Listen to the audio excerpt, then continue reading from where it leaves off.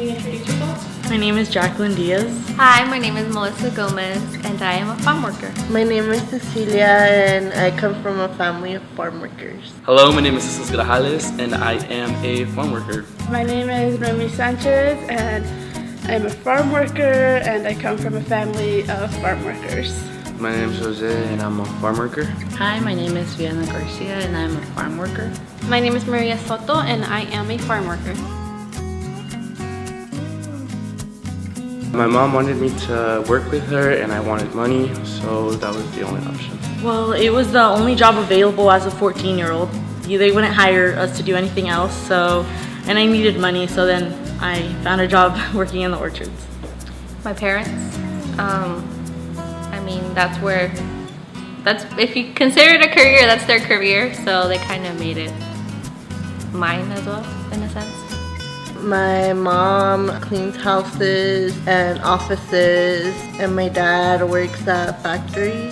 They're agriculture workers, so they work in agriculture. My parents have worked the asparagus, they've worked the apples, they've worked the pears. Both my parents are field workers. When we got to the United States, that's the first thing that they did, and it's still what they're doing now, and it's been more than 16 years, so it's been a long time. But before then, when they lived in Mexico, my mom was a preschool teacher. My dad worked in the fields as well, but it wasn't this type of work. It's always been family obligations as well as low income. We came here as of 19 years ago from Mexico, and that's always been where the doors were open. Most of the expectations come from my parents since they've been working in agriculture most of their life. Well, I started working at a young age because it was a way for me to have my own money to buy my school supplies or my clothing, and I continued working in the agricultural field for college so I could pay for my housing. The Yakima County is a rural area, so that's the only thing that's offered for, my family members and most of the families here. So I definitely would say that here in the Yakima Valley, majority of the work that is available for people such as myself is agriculture. I've always seen people work either in agriculture or maybe they get a job at the mall. Work opportunities for my community are very manual labor. So it's working the fields, working in the warehouse, doing landscaping work. I think when I was probably 7, I went with my parents to the fields, and I remember picking cherries. First memory of work was probably when I was 12, and my mom took me out to pick cherries. My first memory of work is working in the hop fields, twining the hops. It's a very vivid memory, mainly because of the fact that by the end of the day of work, I was sweating, and my arms were stinging for some reason, and yeah, just remembering the scrapes of the hops. It's very vivid, and then accompanying it with the sweat, it just made it 10 times worse. So I really do remember my first experience working in agriculture. First memory of work, I was actually 10 years old, and on the weekends we would go to church, and then we would go eat somewhere at a taco place, and then in the afternoons my parents always had little side jobs in the weekends, and since they didn't have family here or babysitters, my oldest sibling was 15, so what they did, we would go work at a little farm a couple miles away from our house, and we would pick green beans. We each would get a bucket ourselves, and my parents would make it seem as a game. And I would always team up with my younger siblings. I was 10 at the time, and my younger sibling was 7. So we would compete, but in reality we didn't know we were getting money. But my parents never really told us the outcome. They just told us fill up the bucket, and I remember always being all in sweats, and it was hot, but it was the best that count, being with my family and picking green beans with them.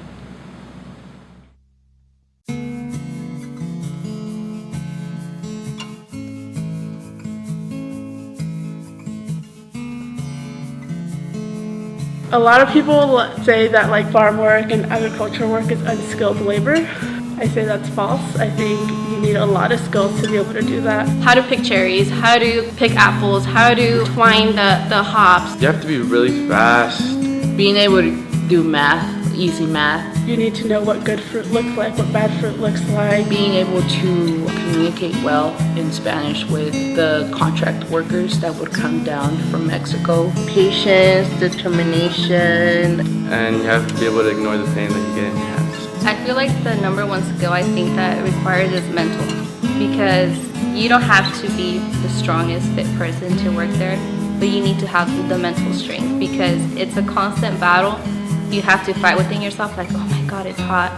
It's getting hotter and hotter, and your water's running out, because and then it doesn't taste as good. So it's like you have to tell yourself every single time you go up and down the ladder, like, I can do this. I learned through my parents. My parents were the people who taught me how to work. My mom taught me, learned from her and my dad. Through my parents, so when I started working, I learned from my mom. I learned through my parents. Since I was like 7, I've gone with them to pick cherries. A lot of it was my parents teaching me. I remember my dad would use the ladder and I would walk around the bottom of the tree picking the things on the lower side of the tree, and my dad would be like, oh no, that cherry's not like ripe enough, or that one's too small, and that's how I learned how to do that. When I was working in the fields, my grandpa was actually a farm worker too, and so he showed me how to thin the trees. In the warehouse, I just kind of watched people and like tried to mimic what they did. Working in the warehouse, we had like just a tiny bit of training. I would say maybe half an hour to an hour, but nothing too serious. I don't remember job training in the fields, like from my supervisors or anything. I do not remember receiving any kind of training in the fields. To perform our work safely, we watched several safety videos before we actually started the shift. I think they might have shown us a video on safety, but that was about it. Over the years, they've gotten better at it, and now sometimes we'll have trainings where you have to go for like 2 hours and watch a lot of different videos. One of the warehouses before we started working, they put a video on safety rules and just what we had to do like before even going to go sort. So like put your gloves on, make sure to put a hairnet on. But I know for a fact that a lot of employers don't give that type of training, and I know that because when I worked in the warehouse, my first day, I was just thrown into it. I didn't know where the exit was if there was an emergency. In the warehouse, like the day I got hired, I think we watched like a 15-minute video about something. And then once we walked into the actual like facility where like all the machinery were, we like all huddled up and like someone tried to talk over all the loudness and you couldn't hear anything anybody was saying. So it was like we didn't receive any training at all. Out of all the years that I worked in the fields, I only been to one training, and that was recently when I started working as a cherry checker out in the fields. And it surprised me because when they told me, oh, you have to go to a training, I was like, what? Like, I've been doing this all my life. I never received training.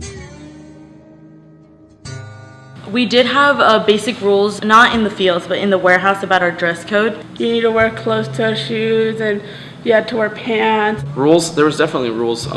You could not go to the bathroom for more than 3 minutes. You feel the ice piercing at you when you go use the restroom when it's not break or lunch, because you either fall behind or to them you're not using your time wisely, but there's only like 2 porta potties and then you have a 15-minute break.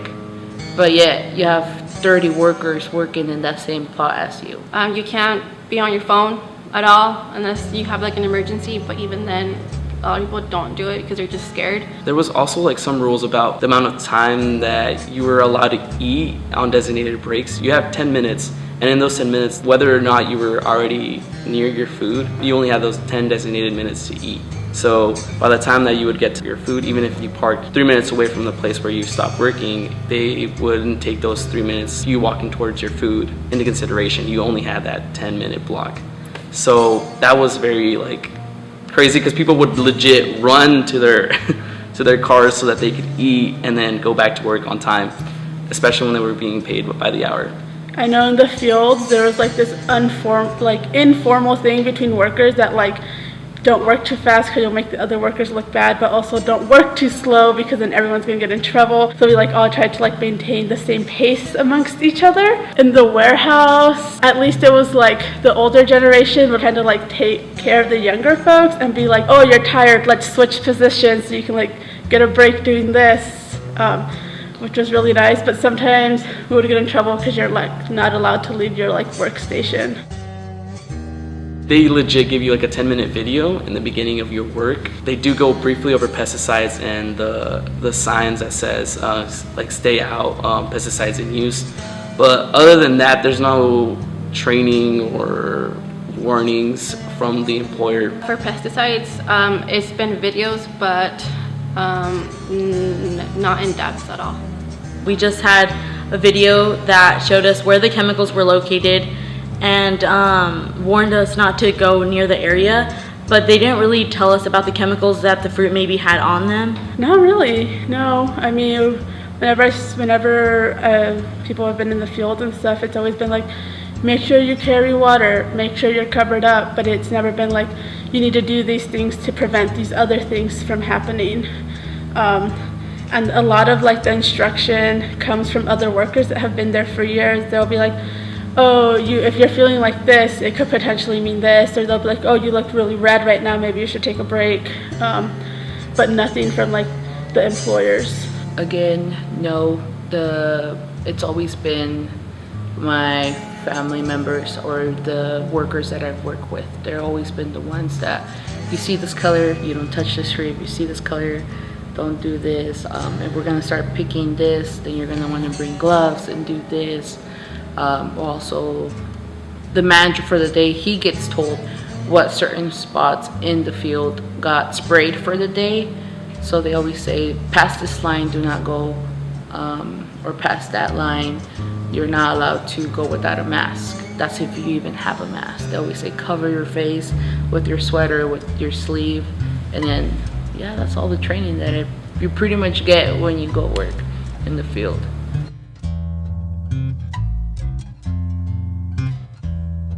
Never.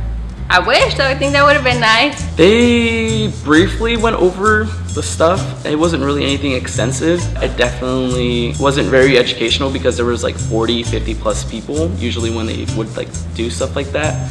But I wouldn't say that I was trained to do so, mainly because all they would say is like, okay, this is what you do. All right, now that you saw it, you should be able to go do it. Whereas I feel like training would be like, all right, everybody has a chance to like safely secure the ladder or safely operate the machinery. It wasn't like that. For the heat strokes, we weren't told anything until somebody fainted from a heat stroke, but that didn't happen until after.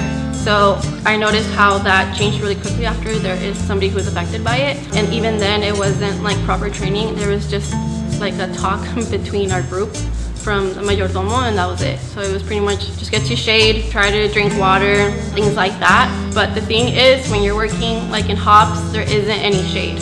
So if you're not feeling well, there's nowhere for you to go at all. There's no shade, there's no trees.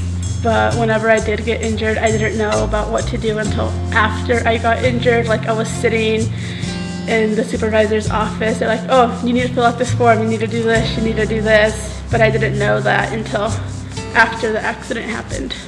I always receive training from my parents. They have been the ones, since they're the ones that worked 20 plus years in the fields, they themselves gained their own experiences and their own little tips on what to do when something happens. When someone gets cut, they always say like, you always have to put water because you don't know the chemicals that were in the tree that day. As for when someone gets a heat stroke, they always say like, always carry little alcohol swabs for you to rub it on someone's nose in case they're fainting, and put them under the shade. It's surprising how all the workers have their own little holistic medications.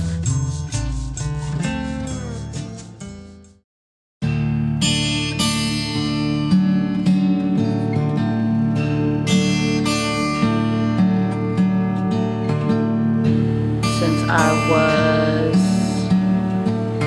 12, I did it barely when I was 12, but I didn't really get into it until I was really 14. That was the first time when I really worked the full summer.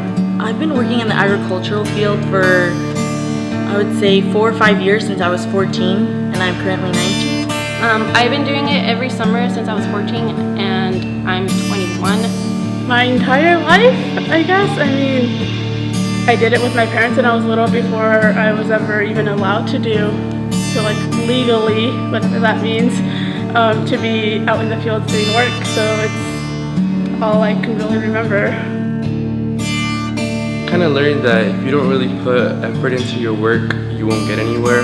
How to value people and their time and their energy. How to value hard work and money.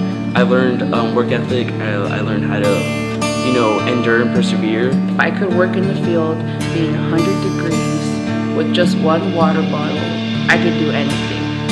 Everything. I feel like it taught me everything I needed to know. I am where I am because of those experiences. It has made me work a lot harder, especially for my education. It definitely pushes me to become a better person, a better student. I definitely am a better son because of it. The reason my parents took me is they would always tell me when we'd be in between trees is get a career, get your education, so you don't ever have to do this for the rest of your life. And that's something that really, really stuck with me. I know a lot of people say this, but if you can work in the fields and last a season, you can do a lot of things in this life. Be humble, like in anything that I do, and to never forget where I come from, because I know that as a student, now that you know, we're bettering ourselves and trying to break that cycle of poverty.